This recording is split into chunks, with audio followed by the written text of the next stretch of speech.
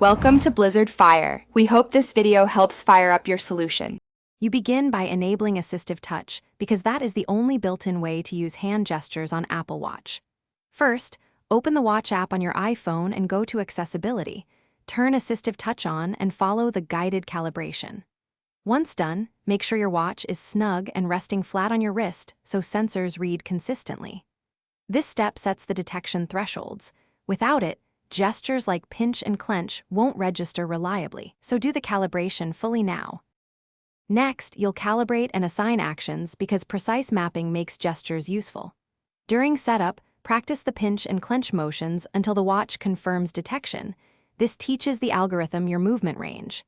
Then open Assistive Touch settings to assign each gesture to an action: single pinch for tap, double pinch for home, clench for app switcher, or custom shortcuts. Once assigned, test each action deliberately and tweak sensitivity and motion filters so the watch recognizes you reliably. Finally, use the gestures in daily tasks and no one-key fix. If gestures misfire, recalibrate and adjust sensitivity before changing behavior. You should perform gentle, deliberate pinches and clench holds.